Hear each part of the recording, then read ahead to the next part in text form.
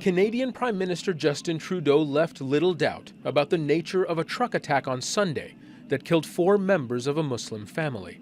He called it an act of terrorism. An incident that could have been defined as a local hate crime, elevated to the status of a national tragedy.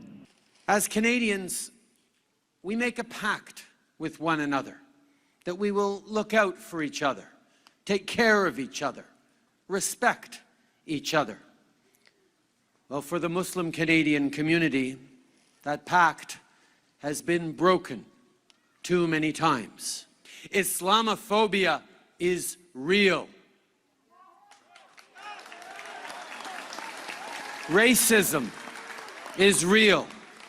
Hours before attending a vigil for the victims in London, Ontario, Trudeau was on the floor of the Canadian Parliament in Ottawa, where he promised to go after and dismantle hate groups and curb online hate speech that has fueled Islamophobia and hate crimes. Leaders from across the political spectrum pledged to do the same, but conservative politicians taking the mic were forced to speak over the booing crowd.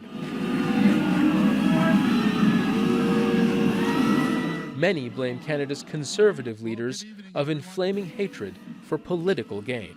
On behalf of the people of Ontario, of a province left in mourning, I'd like to extend my deepest sympathies. Leader of the New Democrats, JAGMEET SINGH, who ran against Trudeau in the last election, received a much warmer welcome.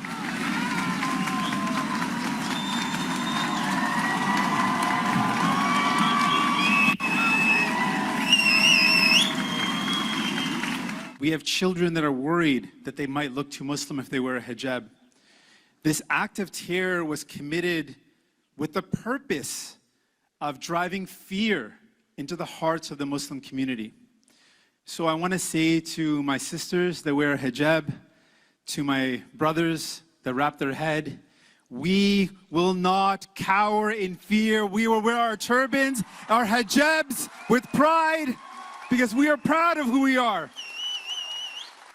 Members of the Muslim community shared words of hope, but also anger at what they describe as systemic and prevailing Islamophobia.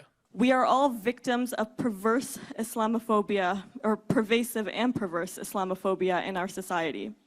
And we all pay a price for that hatred.